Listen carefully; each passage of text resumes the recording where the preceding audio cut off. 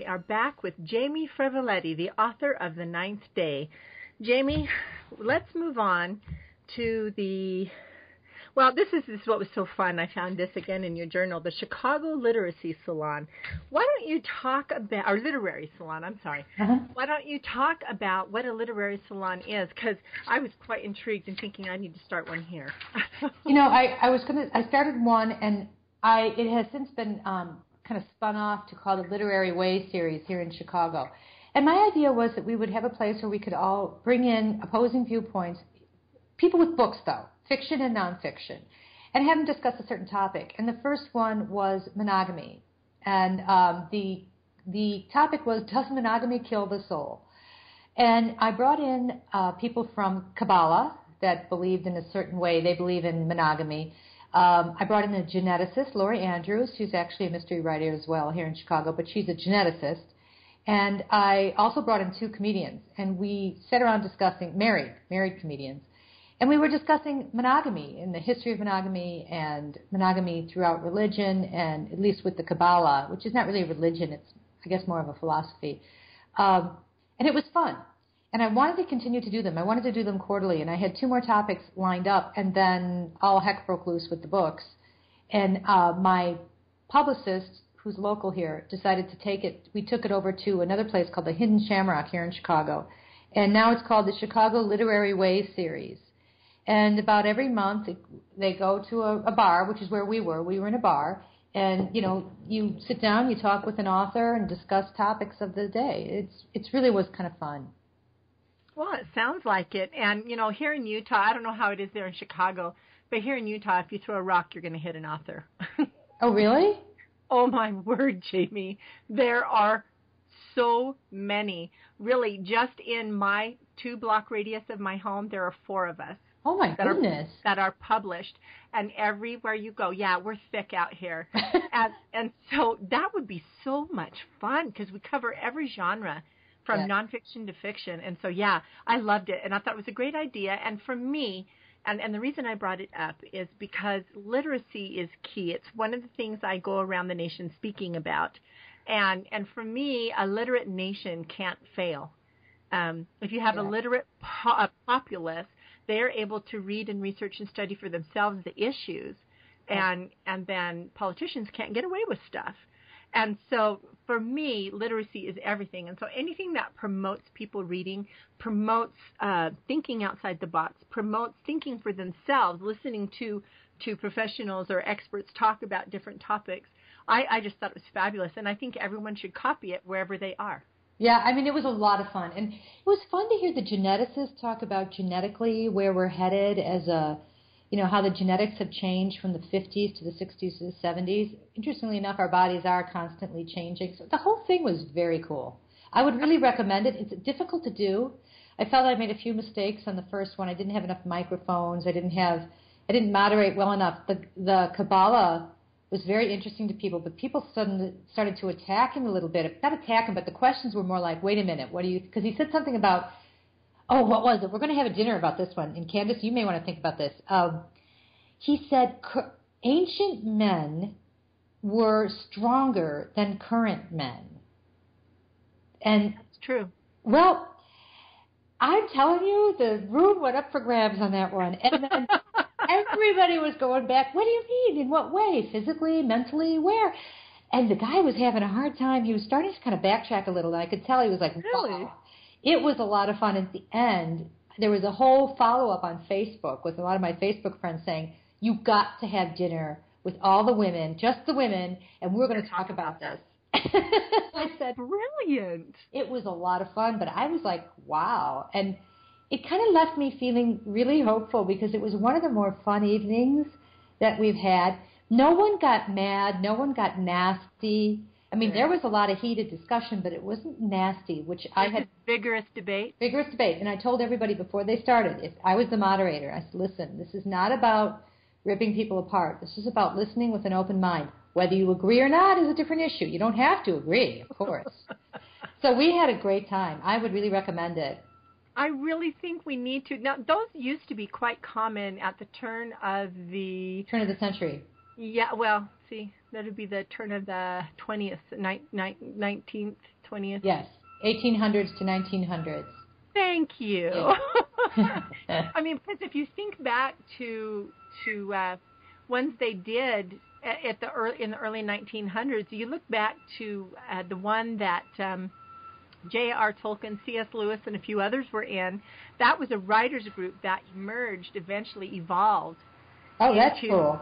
Yeah, something similar to that. Yeah, it was really interesting. They were critiquing each other's work. Isn't that mind-boggling? Can you imagine? No. Oh, my God. I can't. I know. When I learned that, I was just like, wow. You know what? You just never know who the person, you may be the next bestseller. It may be the person next to you that you helped and they helped you. And the key is to not be greedy. This is just my opinion, Jamie. Yeah.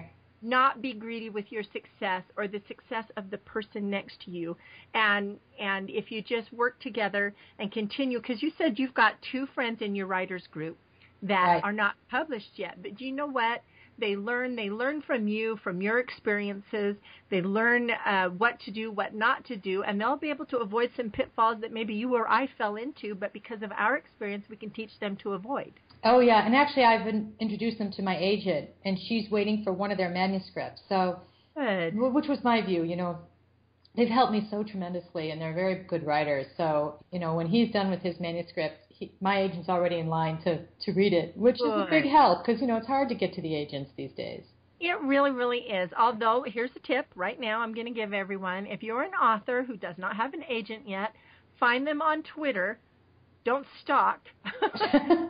Find them on Twitter. Pay attention to their tweets. Respond to their tweets. Learn from them. When they say don't do this, make a note and don't do it. Yeah. And learn, and as you become more engaged with them and respond and retweet their topics, they become aware of who you are. And that is one way to avoid I've got to send this out to a bunch of strangers. Yeah. I mean, it was hard. Running from the Devil got picked up out of the slush pile. So it was pretty amazing story. But you know, that's exactly what happened to Brandon Sanderson. He's like the darling of the fantasy world now. Yes. It was in the slush pile for 18 months. Yeah, mine went right to a slush pile. She was actually, now she's a very big agent, but at the time I was kind of one of her first clients. Uh-huh. And she had just been hired by the agency, and she was, of course, in charge of the slush pile because the newest agent is. She was trying to build her book. And so there's all kinds of ways to go about it. She read my book in 2 weeks flat, and I asked her the other day, I was just on the phone with her yesterday, and I said, well, what are we looking at for read times when people ask me? And she said 6 months. What? She's got so many. Well, now she has a reputation, so she gets a lot more directed personally to her. She said in the past they would go to the slush pile and they have a new agent who's handling it, but now her name's out there. So she said, you know, some of them want me, and if they want me, they kind of have to wait because, you know, she's got a lot of clients now. So, and I'm glad that she's like me. She structures her month. Literally her month. I'm not that bad, but she does her month to do what she has to do. So she's got everyone scheduled in on a certain day, and it's funny. You know, I have to do that with both the writing and the radio show, and then also I do read manuscripts for people to, you know, just to help them out. Yeah. And I have structured every minute of my day. It's ridiculous. Right. Yeah, I'm no longer able to read manuscripts by contract. I'm having to stop. I just think as a matter of time and preservation of mind. Yeah. It's just to the point where I can't do it anymore, and I've had to let people know that I can't. But it's crazy. Life is insane. There's no question. Well, Jamie, we are coming to the end of the interview, and I have so many more questions, but there's just no more time. So tell me, or tell everyone out there, all the listeners of Turning the Tide, why they should read your book. I already told them why I think they should. You know, it's a fast, fun-filled. Not really. It's a thriller that's fast-paced. Oh, it's fun to read. It is fun to read. I hate to use the word fun because it kind of diminishes what's going on in the book. But it's a thriller, kind of the old-style thriller, fast-paced, heart-pounding, woman, you know, on a road trying to figure out what's going on under a deadline. And it's just really an interesting and fun read. I think if you like thrillers, I just don't think you can go wrong picking it up.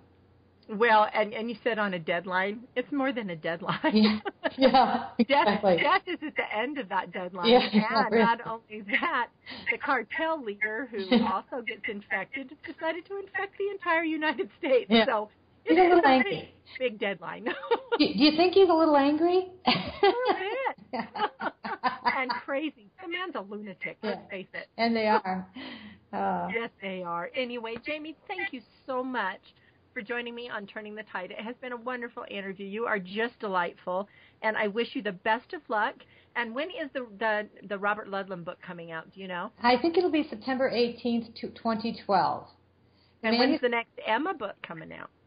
November 2012. Ooh, that's going to be a good time. So I'm going to have a book out in every couple of months, and they're all, they're written, they're in, and they're all both on edits now. So great. Well, Jamie, I hope that you will come back. Thank you. I would love to. Yes, I think you're going to be a favorite of Turning the Tide, no question. Thank you so much. And thank you for being so patient with all the, misconnections we had. Do you know what? It happened with another author as well. Oh, well, I guess sometimes the moon and the stars are against you, but we got it done, didn't we? Oh, yes, we did. And the other author that got messed up, I'm speaking to him in 10 minutes. So. Oh, good luck. Yeah, it's really fun. I'm going from The Ninth Day, your book, by Jamie Freveletti, and then now I'm going to be interviewing John Weissman, who's the author of Kill Bin Laden. Oh, my goodness. Oh, man, I am looking forward to that. I was really looking forward to today, I got to tell you. Oh, thank you so much, Candace. Talking to the two of you. So, Jamie, good luck with everything. Have a great holiday. Oh, I will, and you too, and tell Danielle. Danielle is yours, right? Yeah. Okay, sorry, there's so many now. Yeah. Tell Danielle to keep me on the list because I want to help you spread the word about every book you have coming out. And also, I do book reviews for the U.S. Daily Review, and so I will be reviewing your book next week. Okay, well, thank you so much. I appreciate it. I'll let her know. Okay, Jamie, have a good one. You too. Take care. Bye-bye. You too. Bye-bye.